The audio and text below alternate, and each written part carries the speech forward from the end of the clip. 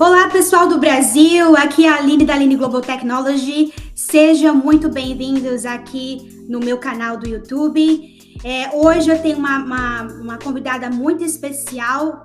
Antes de eu começar a dizer quem é, né, eu queria criar aqui um suspense um pouquinho e queria pedir a você, que é meu ouvinte, meu seguidor das minhas plataformas, que faça a sua inscrição aqui no YouTube, compartilhe esse vídeo para que você possa difundir aí esses assuntos abordados aqui no meu podcast. E também não se esqueça de, além de se inscrever, ativar o sininho, porque assim você vai recebendo, né, os meus novos podcasts, já deixa programado aí na sua lista de vídeos, né, que são recebidos. Mas eu tô assim muito feliz, né, de poder estar falando em português aqui e tendo a minha primeira convidada brasileira falando de um assunto tão interessante que é direito digital. É um assunto vasto, né, bem amplo, que a gente vai quebrar um pouquinho aqui por partes hoje.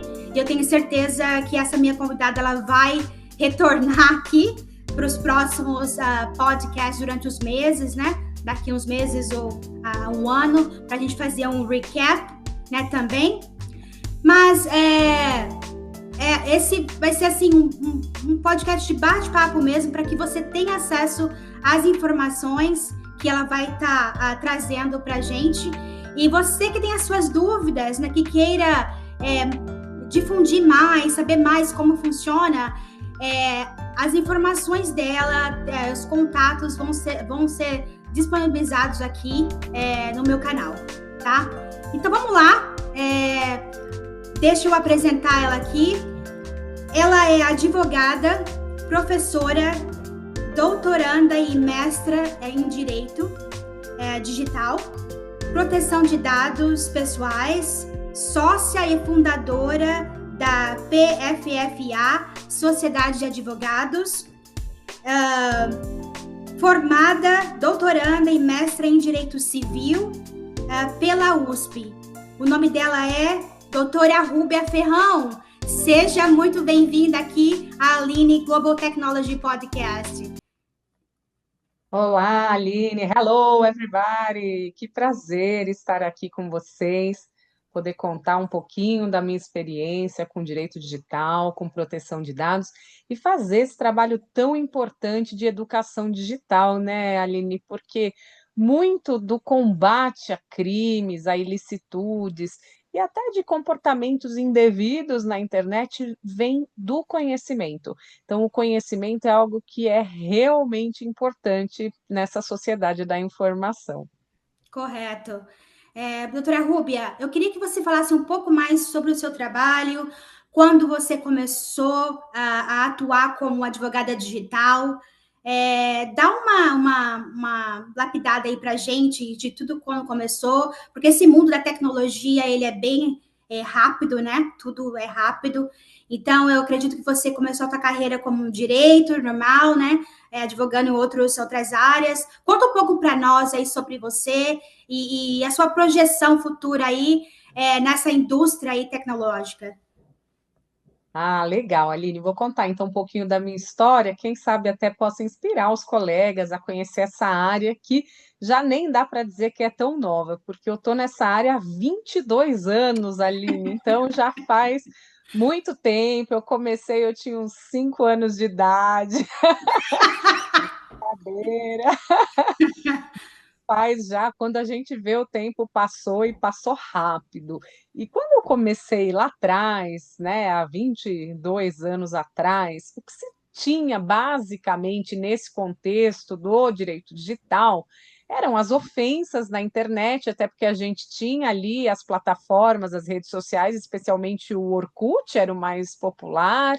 A Uhum. gente tinha ali algumas questões de Messenger, muita gente está ouvindo, talvez nem conheça, dá um Google aí para conhecer, né, essas redes sociais.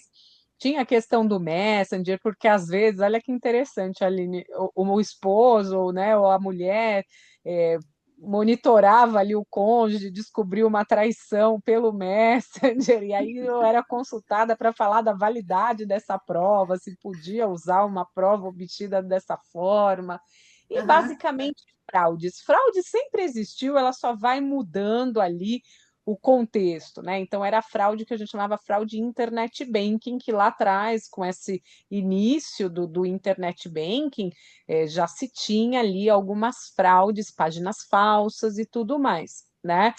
Só que com o passar do tempo, conforme a tecnologia foi evoluindo, e isso às vezes parece que a gente já tem a tecnologia tão presente, a própria inteligência artificial aberta, que hoje faz parte da vida de todo mundo e tem trazido novos problemas e novas discussões, né? A gente tem visto aí até jovens, adolescentes, mas pessoas desnudando outras pessoas, principalmente mulheres, né, Uhum. chamado deepfake, para trazer ali, né, violações, expor, né, vulnerar a intimidade, privacidade e tudo mais. E parece que a inteligência artificial é algo que está há muito tempo, mas se a gente for pensar, foi basicamente ali no ano de 2023 que nós tivemos uma abertura, vamos dizer assim, em larga escala, né?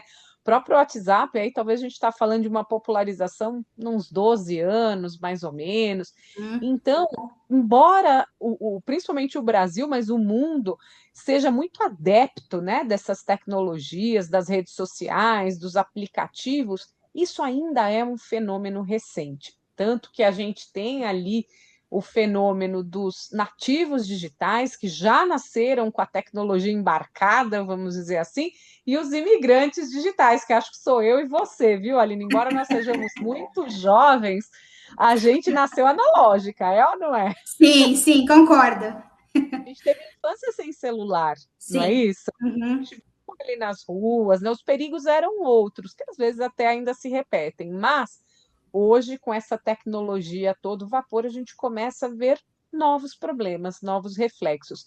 E foi aí que, nessa minha carreira, eu pude acompanhar um movimento muito interessante, que foi um movimento antes de leis tão específicas, né? Uhum. E depois um movimento de leis mais específicas, porque o direito, para quem está nos assistindo e não é do direito, às vezes fala, ah, mas não tem lei, não tem lei. A gente não sai fazendo lei assim tão rapidamente, porque tem coisas que às vezes não são relevantes para toda a sociedade, ou pode ser que não peguem.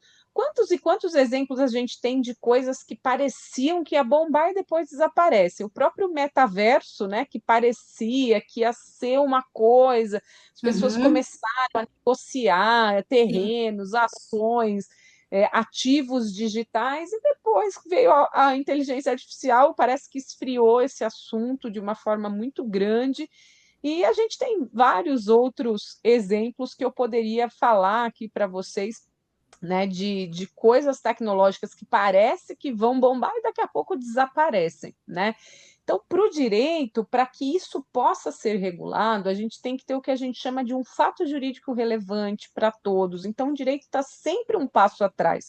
E não é fácil regular a tecnologia, né, Aline? Porque Sim. vejam vocês que aqui, o nosso podcast mesmo, né, e essa conversa, eu estou aqui no Brasil, a Aline está nos Estados Unidos. Então, a gente tem aí toda uma questão de territorialidade. Não Sim. necessariamente para que a gente tenha essa comunicação, eu e a Aline precisemos estar no mesmo lugar. Então, isso acontece com os ilícitos e crimes também. É possível que uma pessoa esteja num território, né, o ofensor, e a vítima esteja em um outro. E para o Sim. direito isso é péssimo, né, Sim. Aline? Porque para o Uhum. direito a gente tem um limite territorial. Então, as leis brasileiras, elas valem aqui no Brasil. O Poder Judiciário que vai julgar aí esses casos, apurar, ele tem competência aqui no Brasil. É claro que, em razão desse mundo globalizado, a gente começou a ver leis com tendências de efeitos extraterritoriais. Nós vamos falar da LGPD, que é um exemplo disso, o Marco Civil da Internet é um exemplo disso, que fala, olha, se você quiser vir tratar dados de brasileiros, tratar dados aqui no Brasil, se você quer ter uma rede social voltada aos brasileiros, você tem que cumprir a lei brasileira. Então, a gente Correto. começa a ter leis com efeitos especiais. E aí, Aline, como que começou a ser a minha atuação? Eu Uhum. acabei atuando e atuo até hoje em todos os reflexos que envolvem o bom uso ou o mau uso da tecnologia.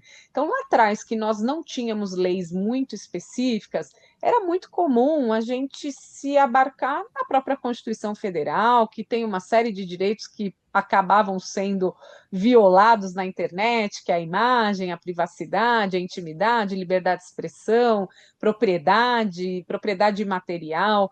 É muito comum, eu até acabo tendo uma atuação muito forte em propriedade intelectual, porque como esses sistemas, eles são todos desenvolvidos por software, né? A gente tem ali Uhum. discussões de direitos autorais, o próprio DMCA americano sempre foi uma base importante para a gente fazer os takedowns.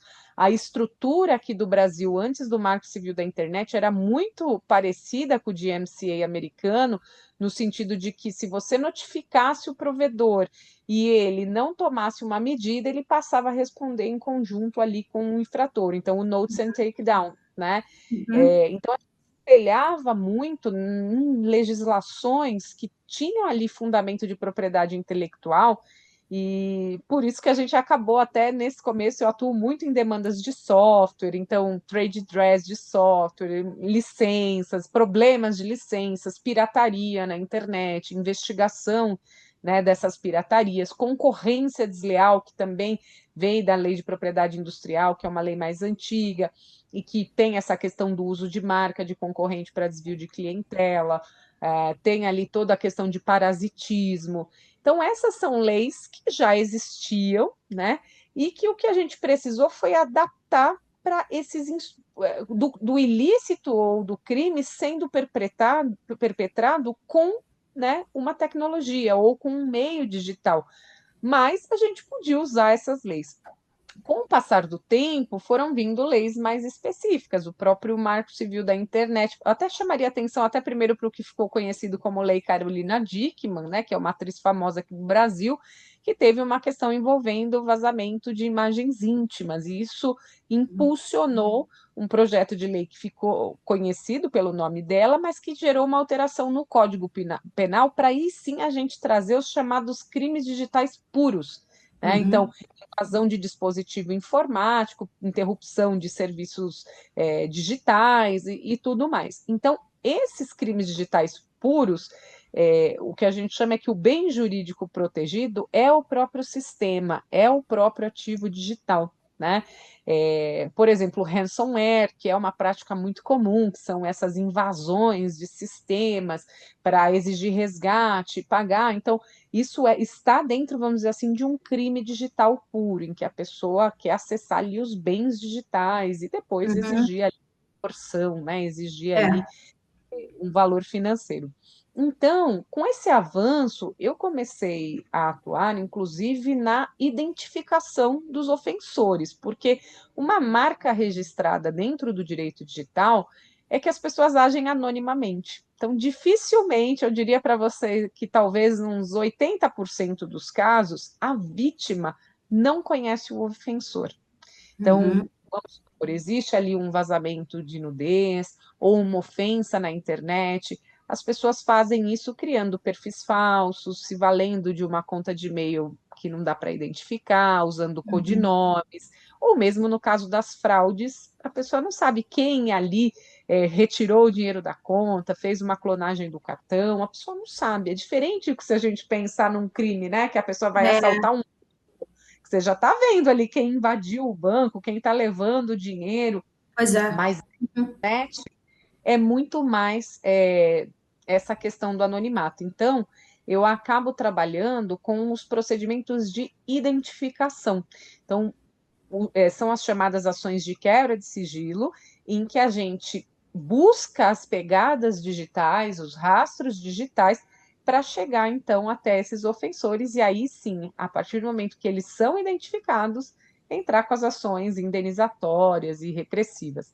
Eu também acabo auxiliando muito empresas, bancos, enfim, a fazer a identificação das fraudes, porque muitas vezes é importante que se chegue às operações, né? Porque Uhum. senão, se você fica ali só derrubando uma página que usa indevidamente a marca, e você não investiga a fundo quem fez aquela fraude no internet banking, outras vítimas poderão aparecer, né? Uhum. Então, o ideal é que você tome medidas investigativas.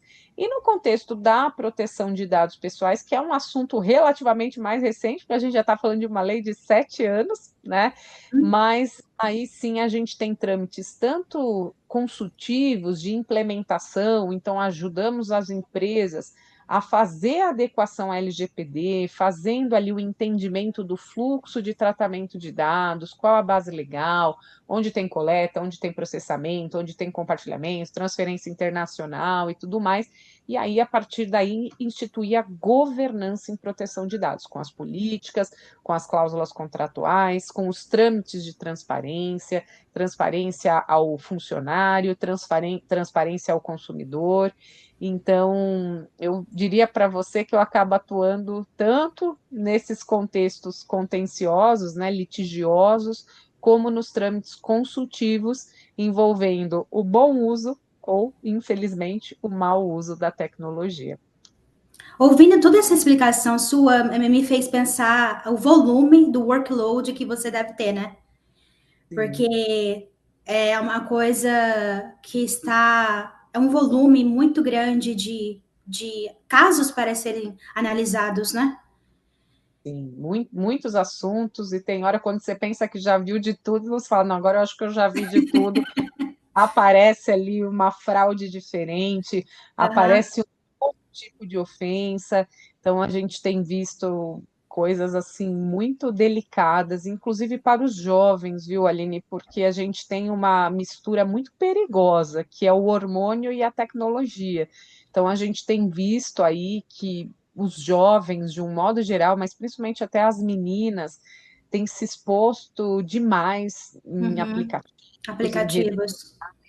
e isso até acabou fomentando uma lei específica recente que vai entrar em vigor agora em março no Brasil, que é o Uhum. ECA Digital, o Estatuto da Criança e Adolescente Digital, que traz uma série de obrigações para as redes sociais. Eu sei que essa discussão também está forte nos Estados Unidos, porque a gente Sim. está tendo um julgamento, né, paradigma envolvendo uma discussão sobre a responsabilidade das principais redes sociais na adicção, né? Então, em tornar ali os jovens mais viciados, vamos dizer, na tecnologia. E o julgamento quer apurar justamente se isso é intencional, né? Então, Isso. se essas empresas falharam nos Olha. controles e, de certa forma, foram coniventes com tudo isso, numa forma que gerou prejuízos para esses nativos digitais que agora estão crescendo e já não são mais tão jovens, né? Uhum. Então, já são discussões importantes para a gente acompanhar e entender o que esse desenvolvimento pode impactar na responsabilidade e até na nossa saúde mental, né, Aline? Uhum. Exatamente. Vamos falar um pouquinho de LGPD? Você pode dar Beleza. uma quando começou, né? Para que os nossos ouvintes saibam a origem, o porquê da criação dessa proteção. Vamos falar um pouco sobre isso? Vamos. Se a gente fala que a gente vive numa sociedade da informação, a gente até deu aqui vários exemplos de serviços tecnológicos, né, Aline, que são redes sociais, os principais aplicativos. E o que a gente vê é que esses serviços digitais e produtos digitais, em sua grande maioria, pelo menos os mais populares, eles são todos gratuitos, né? Será que existe almoço grátis, Aline? Eu te pergunto, será que alguém realmente faz algo gratuito sem nenhuma intenção? E a gente já sabe hoje que quando, né, o serviço é gratuito, o produto é você. E como assim é você? São os seus dados. Essas empresas estão extremamente interessadas nos dados pessoais, nos nossos dados pessoais. Porque o dado pessoal tem valor. E tem valor em que sentido? A partir do momento que você conhece as preferências de uma pessoa, ou que você sabe que ela está tendente a realizar uma compra, que ela faz ali alguma determinada pesquisa, a chance de você ter uma conversão em vendas é muito maior.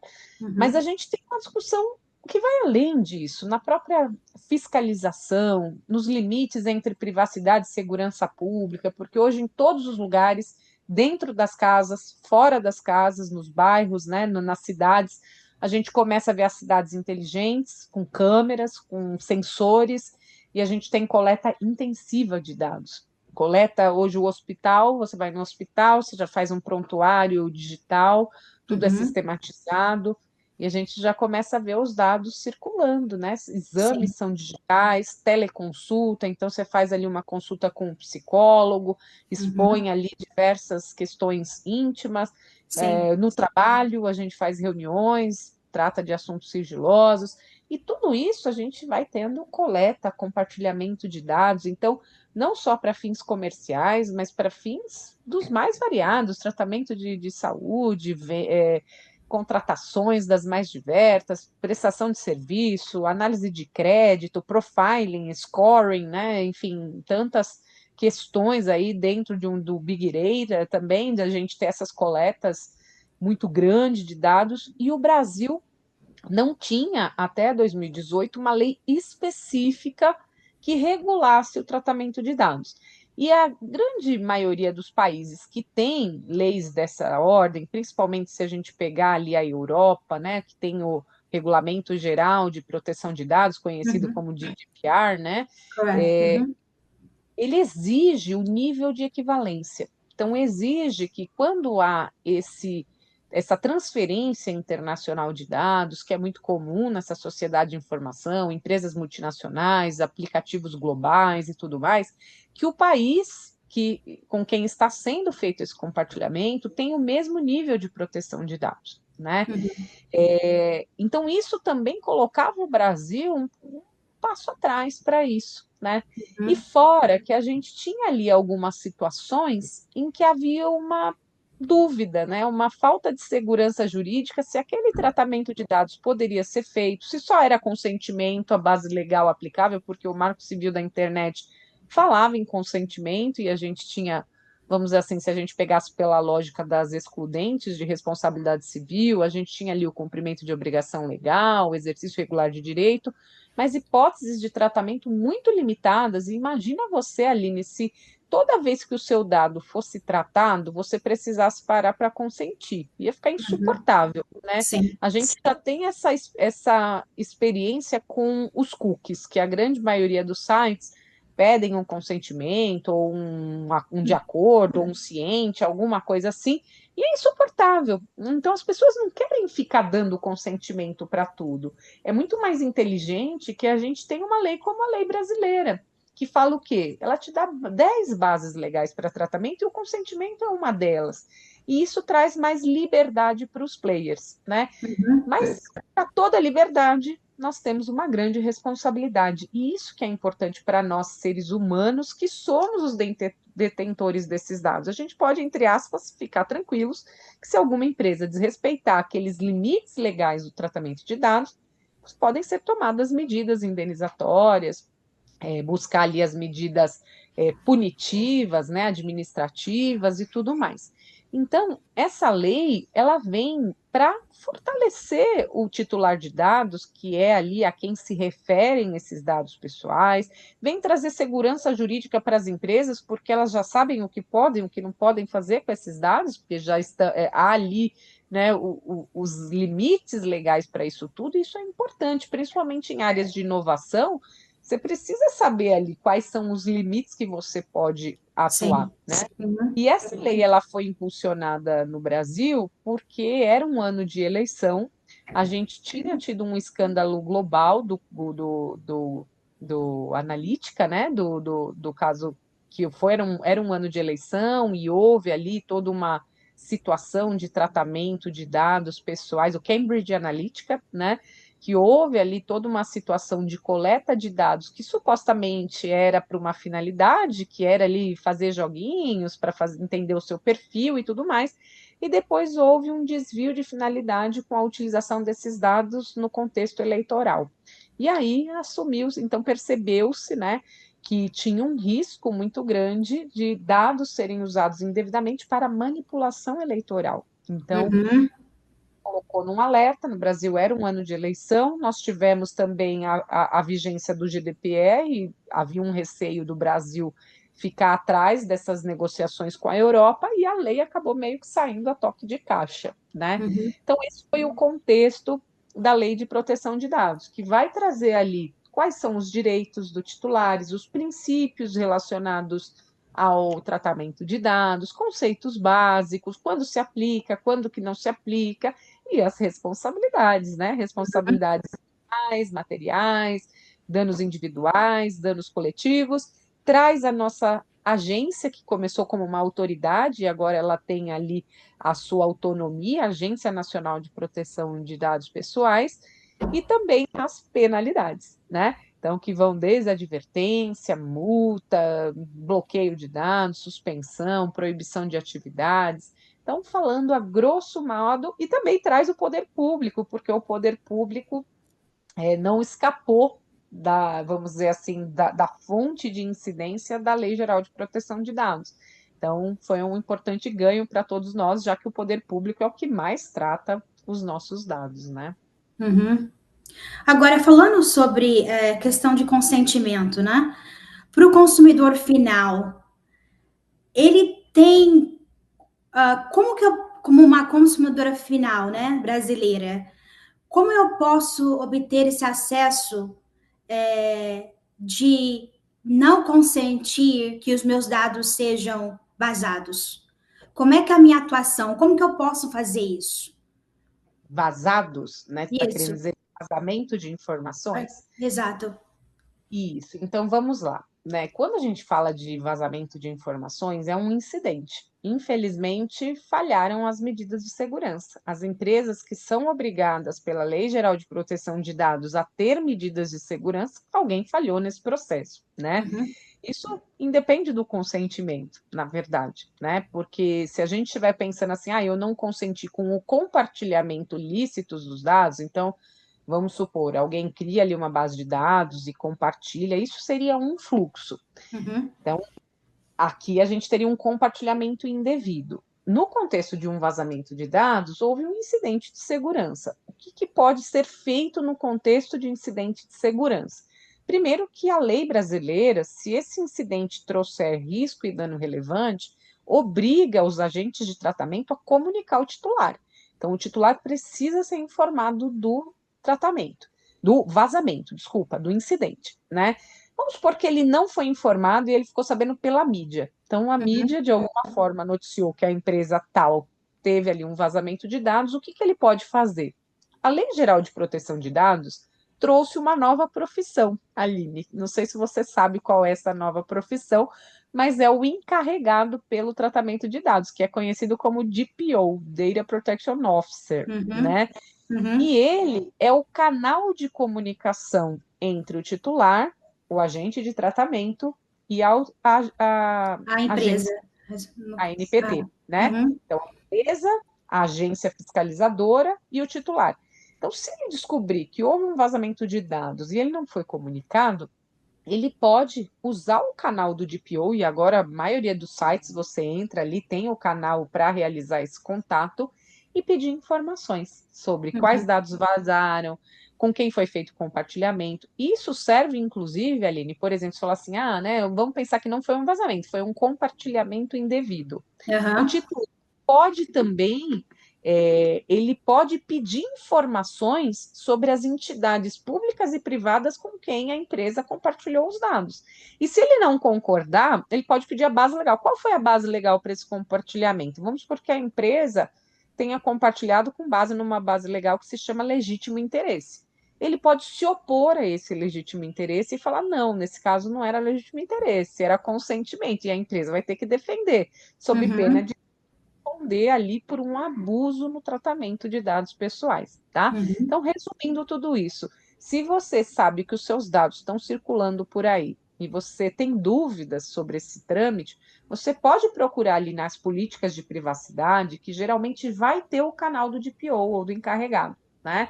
E você pode entrar em contato e falar: olha, eu quero saber quais dados meus vocês estão tratando, com quem foi compartilhado, qual é a base legal, né? uhum. Então, esse é um direito de qualquer pessoa de entrar em contato com as empresas e pedir informações. Até porque, Aline, muitas vezes a gente sabe de um vazamento de dados e você quer saber se o seu dado está lá, porque não necessariamente você precisa ter tido relação com essa empresa. Porque quantos em quantos casos que nós vamos ter compartilhamentos lícitos, então eles não são irregulares, eles são legais, no contexto de terceirização, né? Então você pode ali terceirizar, por exemplo, a operação de telemarketing, enviar uma base de dados para cobrança, para outros fins, e vamos supor que essa empresa de telemarketing tem um vazamento. Eu posso mandar uma mensagem para o DPO e quero saber se tem dados meus, porque como que eu vou saber se ela negociou com alguém que por algum motivo tinha dados meus, entendeu? Exatamente. Uhum. Então, essa lei traz ali a possibilidade do titular ter ali acesso e informações sobre o tratamento de dados que é realizado sobre eles. Inclusive, essas informações deveriam estar previamente publicadas nas políticas, porque um dos princípios relacionados ao tratamento de dados, que também está na lei, é a questão da transparência. Uhum. E no caso, o consumidor, ele pode também pedir ao DPO o deletar dos dados, o Isso. cancelamento dos dados também. A eliminação. Isso é aplicado no Brasil atualmente? Como é que está funcionando no Brasil esse pedido? Vamos lá. Então, assim, um ponto importante da lei também agora é que o tratamento tem que ter fim, né? Até então, a gente não tinha uma obrigação legal nesse sentido, porque a lei não existia lei. Hoje a gente sabe que o tratamento de dados, em algum momento, ele tem que ter fim. E quando ele vai ter fim? Quando cumpriu a finalidade, quando ele não for mais necessário, né? Quando já tivesse cumprido ali o seu objetivo e tudo mais. Mas vamos supor que a empresa acaba guardando esses dados além do tempo Uhum. e o titular pode entrar em contato e pedir a eliminação. Só que essa eliminação existem hipóteses em que a empresa não poderá fazer a eliminação, né? Como, por exemplo, se ela tiver obrigada a guardar esses dados por força de lei. Vou te dar um exemplo. O funcionário que sai da empresa, ele poderia, em tese, pedir para a empresa eliminar os dados sobre eles, mas a empresa, ela tem obrigações legais por questões previdenciárias, até para seu exercício de direitos, se o funcionário entrar com algum tipo de ação. Ação. E nesses contextos, a retenção dos dados é legítima. Agora, existem hipóteses que, se o tratamento de dados foi baseado no consentimento, então, quando é muito comum usar consentimento? Vamos supor que questão de direito de imagem, é muito comum consentimento. Então, vamos pensar ali que o funcionário autorizava o uso da imagem no site daquela empresa, né? Enquanto ele era colaborador. Pode ser que depois que ele não seja mais colaborador, ele não queira que a sua imagem, que é um dado pessoal também, esteja vinculado àquela empresa. Então, ele pode pedir a eliminação. Por quê? A lei fala que a eliminação dos fluxos baseados em consentimento, e esse é um fluxo baseado em consentimento, em que o titular pode fazer a revogação desse consentimento e pedir a eliminação. Então, Uhum. essa questão da eliminação cada empresa vai ter que olhar, por isso que o processo de governança, fazer direitinho a implementação é importante para que você entenda o fluxo de tratamento de dados e entenda o ciclo de vida de dados, né? Quando começa pela coleta, onde que ele se realiza ali no processamento e onde ele se encerra. Tá? E às Uhum. vezes o encerramento pode estar relacionado ao prazo prescricional, né, de alguém alegar alguma questão dentro do serviço que foi prestado e tudo mais. Mas vamos supor que eu falei para você que eu ia fazer uma coleta de dados só para viabilizar um evento e o evento acabou. Se eu não tenho novas finalidades e novas bases legais, terminado aquele evento específico, eu preciso eliminar os dados. Uhum. Correto. Muito bom. Vamos falar um pouquinho agora sobre pagamentos digitais? Vamos entrar na Sim. área aí de fraudes, É. que é, que é um booming que está acontecendo no Brasil frequentemente, né? Que as pessoas estão com medo de acessarem suas contas virtuais, né? Bancárias. Então, vamos dar um esclarecimento aqui para o pessoal que está nos ouvindo na questão de fraude, por exemplo. Então, a partir do momento que eu faço uma compra online, né, e utilizo lá meus dados no meu cartão, quando ocorre uma fraude, eu posso entrar com uma ação pedindo ao banco o retorno dessa fraude? Como é que funciona esse trâmite? Né? Como é que eu posso me posicionar? Quem eu devo recorrer para resolver esse meu problema? E para que não ocorra novamente, né? Perfeito. A questão das fraudes é assim, vamos dizer, uma praga, né, Aline? Porque, nossa, cada dia aumenta ali, e você vê que as empresas gastam fortunas, mas esses fraudadores sempre acabam achando ali uma brechinha para achar espaço para cometer uma fraude. E nesse contexto das operações bancárias, nós temos diversos tipos de fraudes. Fraudes que são internas, fraudes que são feitas pela conivência do consumidor e fraudes que são totalmente alheias ao sistema do banco, né? Então, primeira coisa, quando acontece uma fraude, a gente tem que entender o que aconteceu. Então, o titular, ele vai olhar ali, ele vê uma operação que ele não reconhece. A primeira coisa é que ele entra em contato com o banco e fala, olha, não reconheço essa operação.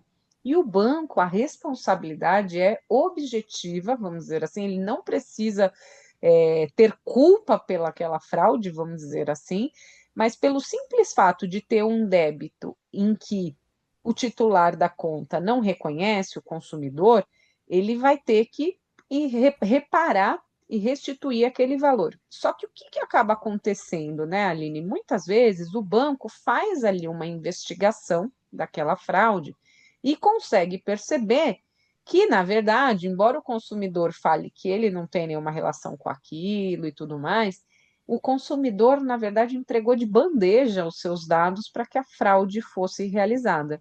Então, Uhum. é muito difícil, pelo menos a minha experiência mostra, que a fraude quase nunca é no sistema no banco. Pode acontecer, às vezes, de funcionários, né? Assim, pode ter situações como essa. Não quer dizer que nunca vai ser uma responsabilidade do banco, mas a grande maioria, eu te diria, sei lá, 95% para mais, o usuário entrega os seus dados. Então, por exemplo, ele acha que está na página do banco, mas ele está numa página falsa. E aí Uhum. ele fornece as credenciais, fornece biometria, faz autenticação, faz tudo, porque ele acha que está falando com um funcionário do banco. Para você ter uma ideia, aqui no Brasil tem uma fraude que você fala, gente, como pode, né? A pessoa manda o banco, que não é o banco, é o fraudador, manda um motoboy até a casa da pessoa para retirar o cartão e a senha. Então, o que ele faz? Ele liga e fala: Olha, eu estou vendo aqui uma operação de R$ 10.000 na tua conta. Foi você que fez? Não, não fui eu, não. Ah, então a gente vai ter que fazer os trâmites de fraude. Então, nesse momento, você está entrando aqui na operação contra a fraude, ok? Ok. Confirma seus dados, me fala aí o número da sua conta, sua senha, tal. Olha, eu estou mandando aí um motoboy, então, em buscar o seu cartão de crédito, a sua senha. Então, veja, a vítima entrega tudo, né? Uhum. E, Aline, isso começa a ter um pouco de discussão nas nossas decisões. Por quê? Embora o risco do negócio seja dos bancos, né, dessas empresas, existem o que a gente chama de excludentes de responsabilidade civil. Quando que eu rompo o que a gente chama de nexo causal, ou seja, o vínculo entre a conduta do banco e a fraude acontecida? Quando que eu Uhum. rompo? Quando esse terceiro que cometeu a fraude, ele é totalmente alheio ao banco. Então imagina, se a pessoa forneceu todos os dados, todas as informações num site fora do banco, como que o banco ia saber? Às vezes no WhatsApp, criam lá um canal e põe o logozinho do banco e a pessoa sai fazendo operações, né? Sim, Então sim. ela mesma às vezes tem situações de o falso sequestro, então ela manda lá dinheiro para o sequestrador, mas não tinha sequestro. Então, são situações bem delicadas em que pode o tribunal reconhecer o que a gente chama de culpa exclusiva da vítima, né? Ou fato Uhum. exclusivo da vítima. Ou seja, o banco não tem responsabilidade porque a vítima errou em tudo.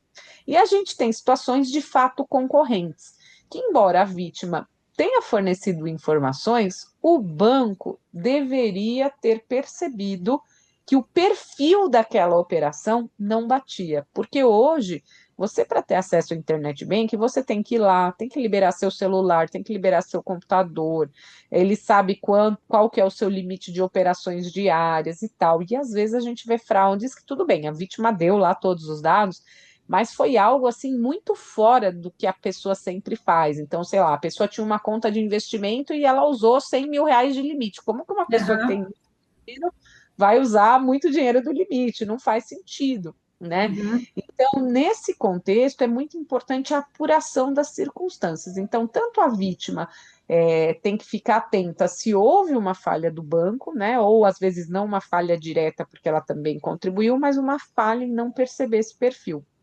E o banco, por outro lado, tem que ter os registros eletrônicos, elevar ali suas medidas de segurança para que ele possa se defender numa situação dessa como fraude. Por isso que é comum, Aline, a gente sempre tem uma guerra muito grande de segurança da informação e experiência do cliente, porque às vezes até o cliente reclama que é autenticação em 2 fatores, né? Sem aqui, sem acolá, registra isso e tal, mas por quê? Vamos dizer assim, o Poder Judiciário tem sido muito exigente em termos de estabelecer a responsabilidade dos bancos, e ele precisa, então, ter esses controles para evitar que o dinheiro saia da conta, né, sem uhum, autorização do titular.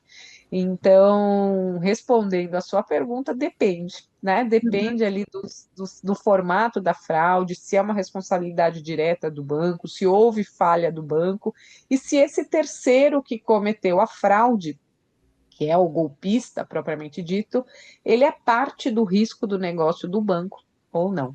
Uhum. E geralmente, dependendo de cada caso, né? Quanto tempo demora para o banco fazer o ressarcimento para o cliente dele? Tem Então, né? algum.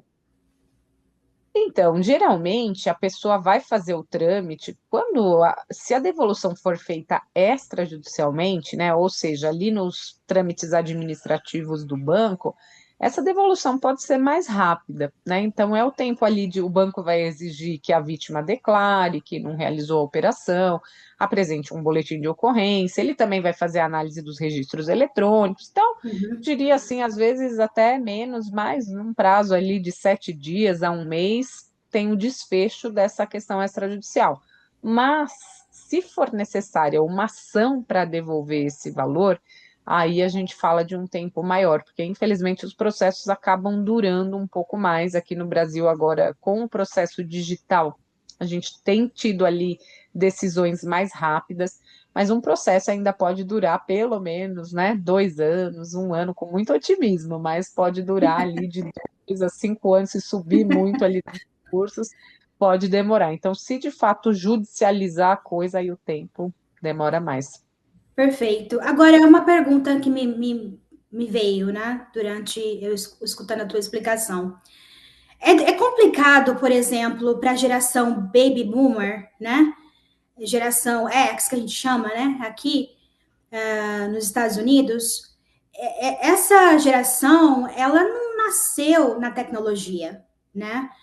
E hoje, para eles acessarem a própria conta do banco, ele precisa de um filho, ele precisa de um neto para poder dar a direção, né? Para poder acessar a conta, por exemplo, e fazer todo o processo de credenciamento para poder colocar a senha, reconhecimento facial, etc. Né? Qual é a tua sugestão, o teu conselho, né, para essa geração de baby boomers?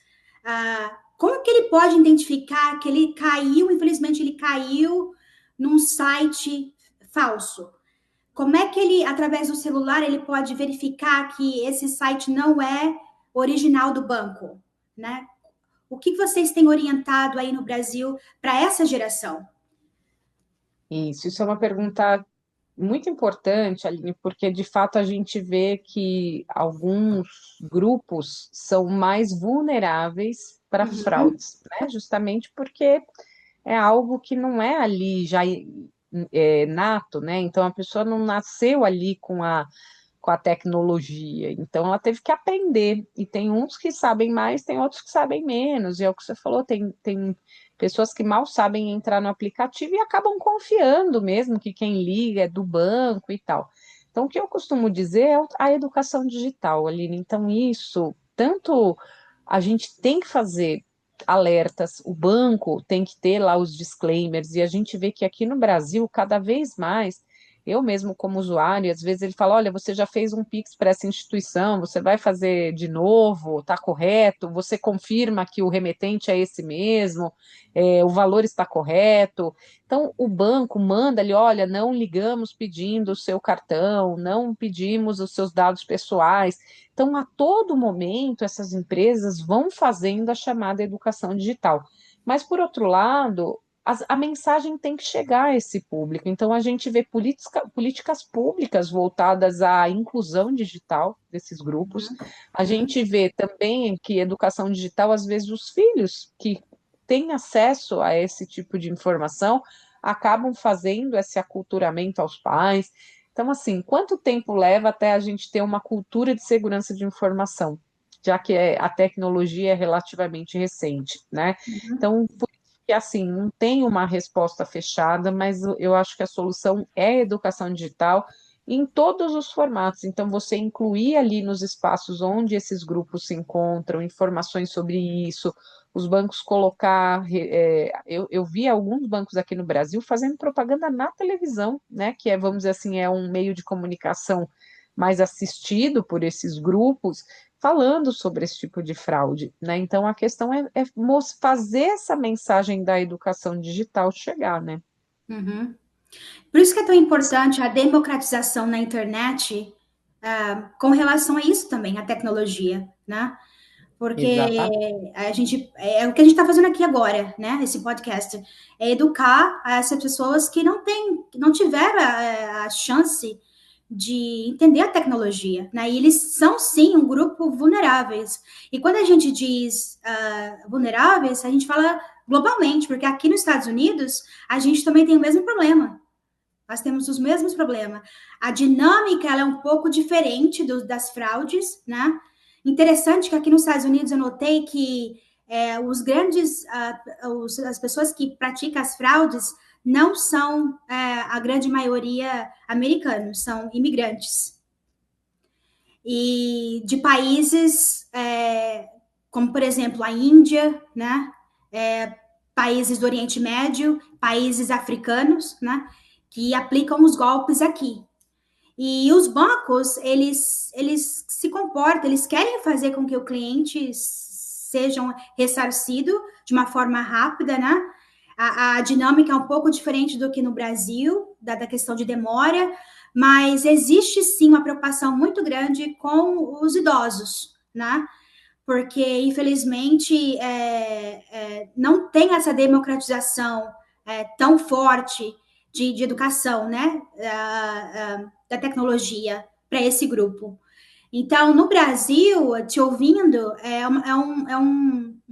um assunto tão que os bancos eles devem se investirem, né? Nesse ensinamento e também órgãos, né? Para orientação, porque na verdade é um grupo também que existe, é necessário paciência para poder lidar, né? Porque geralmente essa faixa etária não tem muita paciência de ir step by step, né? Com o processo de abertura de conta e fazer um download de um aplicativo, porque justamente eles não nasceram nesse ambiente, né? Então, a identificação de uma fraude, no meu ver, na cabeça deles, é um pouco complicada de absorver e assimilar rapidamente, né? Então, eu vejo um grande nicho de marketing aí a ser trabalhado com esse pessoal, né, com esse grupo, não só entre os bancos, mas também o seu trabalho também com isso, de orientação, né, como advogada, para trabalhar com esse grupo. Sim, Mas e ali você pode sabe falar. que, aproveitando só esse contexto, Recentemente eu fui conversar com um juiz, né, despachar ali uma liminar de um processo, e ele me confidenciou que ele exigiu de uma determinada empresa que fizesse esse trabalho de educação digital num contexto de uma ação que a empresa estava investigando ali, fraudadores e tudo mais. E ele falou: olha, eu vou te ajudar nessa investigação, vou deferir aqui os pedidos, mas eu vou exigir que você também faça um trabalho para os seus usuários falando que tem páginas falsas, que ele tem que conferir ali a URL do site, tem que ver se o aplicativo está numa loja oficial, recebeu uma ligação suspeita, desliga e liga no canal oficial. Então, são Uhum, coisas simples que às vezes você vai de fato ensinando, né? E achei exato. interessante que o juiz colocou ali essa condição dentro de um processo para que a empresa tivesse esse tipo de medida, né? Isso é tão importante porque você acaba bloqueando a ação dos fraudes, de quem aplica as fraudes, né? Uhum. Porque, veja só, acaba ajudando, né, o processo jurídico também. Se eles tiverem que abrir uma ação, até facilita, né, na hora de um ressarcimento, né, também para esse grupo, por exemplo. Sim. Eu tive experiências de aqui nos Estados Unidos, porque aqui nos Estados Unidos, quando você vai até um posto de gasolina, é você que coloca a gasolina no seu carro, né? Então você coloca o teu cartão lá, né, na bomba, e o que eles estão fazendo é colocando, né, aqueles falsos que dali, quando você insere o cartão, eles já tiram todos os seus dados. E dali Sim. já sai da sua conta, né? Então aconteceu comigo esse exemplo, e durante 2, 3 dias foi só te retirando da minha conta, né? Então eu fui ao banco, fiz o chamado e foi assim, bem rápido, que eles dão prazo entre 5 a 7 dias úteis, né? Para poder ressarcer. Mas assim, as pessoas, o que o banco criou? Ele criou um cartão, que eles chamam aqui, que é um cartão que você, toda vez que você for utilizar ele, você tem que fazer a transferência da sua conta maior para essa conta menor. Então, por exemplo, hoje eu vou utilizar no posto de gasolina US$ 20. Então, eu vou lá, transfiro da minha conta mãe, né? Para essa conta desse cartão específico, que eu vou gastar só esses US$ 20. Por quê? Por conta disso. Então, muitos americanos evitaram estão evitando, né, colocar o cartão na bomba. Eles preferem ir dentro da loja de conveniência, porque sabe que não vai ter o scammer lá, né, do que na bomba. Agora, as grandes bandeiras, que nem, por exemplo, Shell, eles fazem a manutenção semestral, né? Para ver se tem algum hacker ali nas bombas. Mas assim, imagina nos Estados Unidos num todo, né? Então, assim, Sim. o idoso, ele tem até isso, ele não, aqui nos Estados Unidos, ele não coloca gasolina na bomba, ele vai dentro da loja, né? Para evitar esses tipos de problemas, né? E Porque. você sabe, Aline, até só fazendo aproveitando esse gancho, você falou, né, faz o trâmite. O banco, ele vai ter a visão macro. Então, possivelmente, como outras pessoas vão ter o mesmo problema naquele posto, né? Então, você está vendo a situação individual sua que não reconhece. Mas quando vai fazer as contestações, muitas outras pessoas também vão reclamar daquele mesmo local. Então, para Aham, eles checarem que de fato tinha algum problema lá, é mais fácil, porque eles estão tendo a visão macro. E isso. você me fez lembrar também de um incremento de segurança interessante que foi feito aqui no Brasil, porque muitas pessoas não realizavam a compra online porque tinha medo de colocar o número do cartão, porque ia ficar registrado lá no site e não sabia se aquele site era muito confiável ou não. E Uhum. alguns bancos aqui criaram os cartões digitais, que eles geram na hora um número de cartão para você usar ali naqueles sites, e depois esse cartão não serve para mais nada, porque ele só serve para uma operação. Então, também é né, vamos dizer assim, um incremento importante se tem um vazamento de dados, como a gente conversou, né? Ou então para evitar novos usos não autorizados pelo consumidor. Que legal, é muito bom saber disso, a evolução no Brasil, né? É. Agora, se a gente falar sobre Pix, né? O que a senhora tem a falar sobre transação, as transações envolvidas com Pix, né? É, tem acontecido muitos fraudes com Pix? Como é que está o processo hoje? no caso, a pessoa que foi lesada, né? Ou às vezes transferiu no número incorreto, ou informaram um Pix incorreto. Como é que está juridicamente essa questão do Pix no Brasil?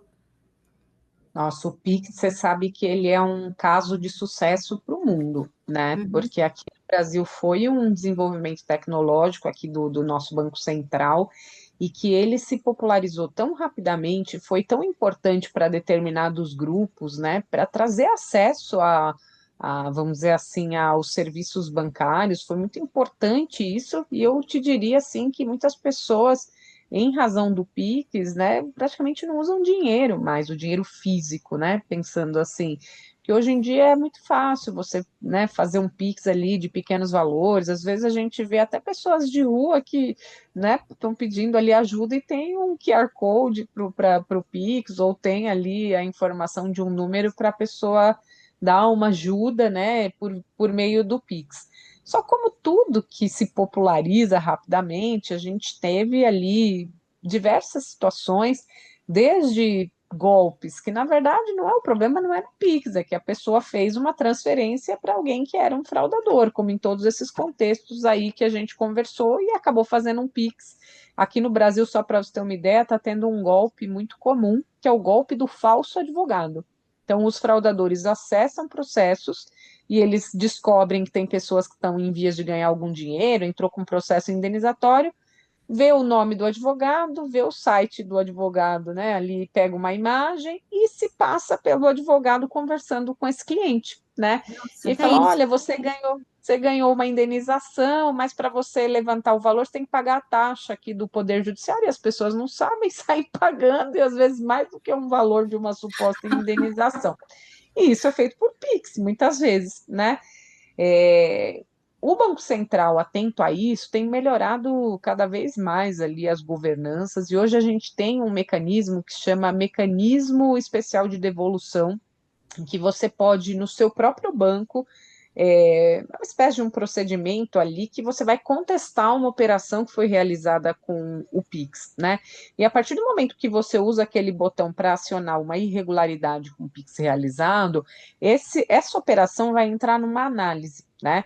Então, o Banco Central ele vai bloquear aquele valor que foi transmitido ali para a conta, né, do destinatário, vai analisar e, se comprovada a fraude, ele devolve muito rapidamente. E assim, o prazo, inclusive, de análise, a gente está falando de 7 dias e a devolução em até 96 horas, né? Então, só que o problema é que isso tem que ser feito rapidamente, porque senão essas pessoas tiram o dinheiro, se o dinheiro sair da conta pulverizar, você já não consegue. Então, É quando a pessoa perceber o golpe, ela precisa agir o mais rápido possível, acionar o possível. seu banco, acionar os trâmites, porque senão, se a pessoa sacar o dinheiro, esvaziar a conta, às vezes você já não tem mais condições de fazer essa devolução. Aham, interessante. Doutora Rúbia, a senhora tem alguma consideração a fazer aqui de tudo que foi falado? Porque, na verdade, eu gostaria de ficar com a senhora por muito tempo. Porque eu tenho muitas perguntas, tenho certeza que as pessoas também têm, e é um assunto tão interessante, né? Porque precisa tanto ser difundido, né? Através das plataformas, mas eu sei que a senhora tem aí seus afazeres também, e eu sou muito grata pelo seu tempo, né? De estar falando aqui comigo e explicando, abrindo um pouco a mente das pessoas sobre, né, direito digital.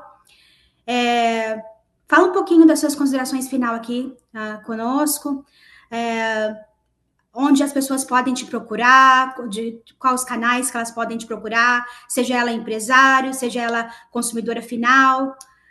Agora é o seu tempo aí para falar sobre o seu trabalho.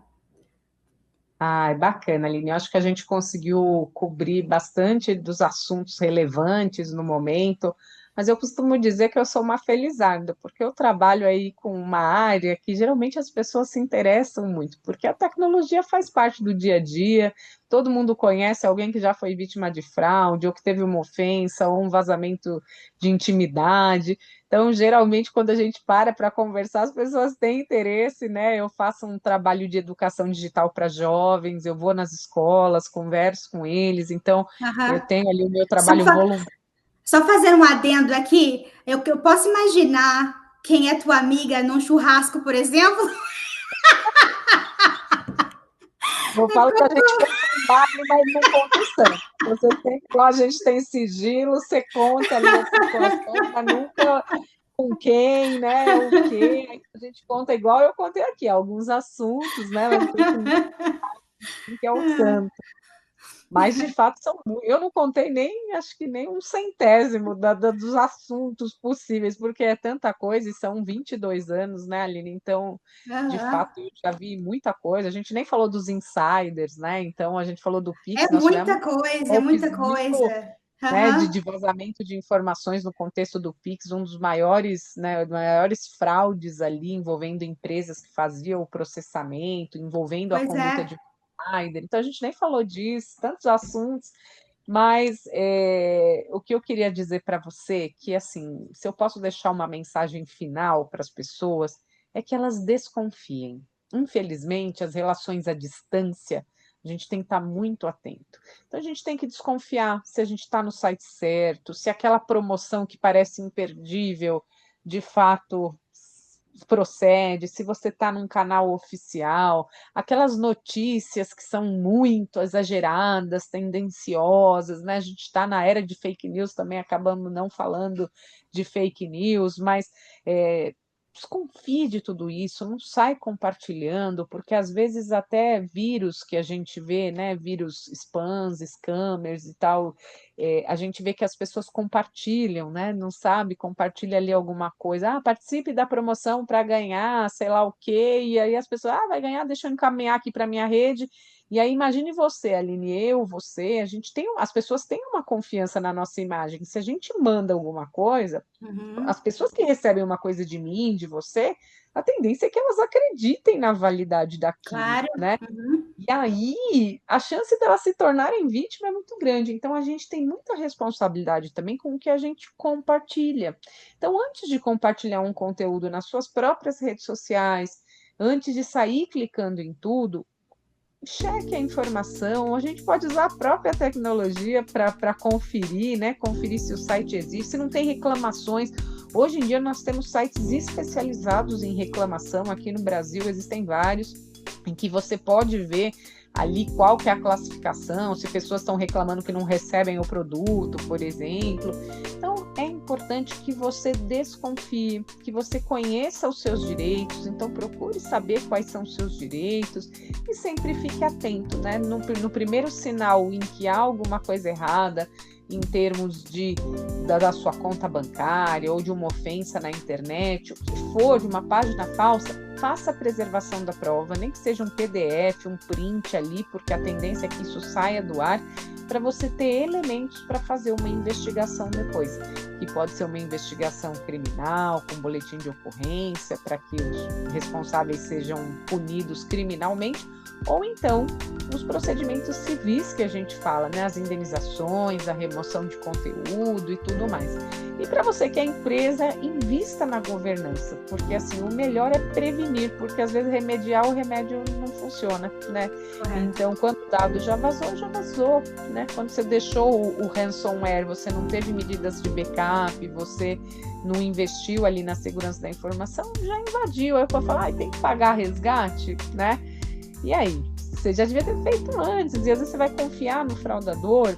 Então, são assuntos polêmicos, difíceis, e que a gente tem que acompanhar os novos tempos. Por isso que eu Aproveito para te parabenizar, Aline, foi um prazer muito grande estar aqui com você. Parabéns pelo seu trabalho, por disseminar, né, conteúdo de qualidade aqui para o Brasil e para o mundo, e que a gente possa ter, de fato, ali mais conversas, porque se a gente conseguir que com essa mensagem que a gente falou, uma pessoa não seja vítima de alguma ofensa ou ilícito na internet, a gente já fez a nossa parte, não é mesmo? Exatamente, é isso mesmo.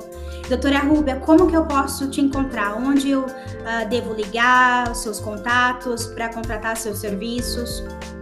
Isso, quem quiser me conhecer, ser o meu amigo virtual, eu estou lá no LinkedIn, no Instagram, Rúbia Ferrão, e tem o site do nosso escritório, www.pffa.com.br. Lá você encontra os nossos contatos e é bem facinho me achar. Na dúvida, dá um Google ali, Rúbia Ferrão, que você já me acha. E hoje em dia todos nós somos facilmente localizáveis.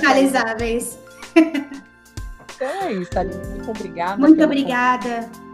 Beleza aí da conversa. E eu sigo à disposição sua e dos seus ouvintes. Eu agradeço. Um grande beijo para você aqui dos Estados Unidos. A gente vai se falar novamente, com certeza, para difundir mais esse assunto. E eu desejo tudo de bom para a tua empresa, para os teus negócios, e que pessoas do Brasil possam te contactar e poderem ter acesso a essas informações que são válidas para que elas possam serem protegidas. Fique com Deus. Um grande abraço. Muito obrigada. See you. Bye, bye. Bye, bye.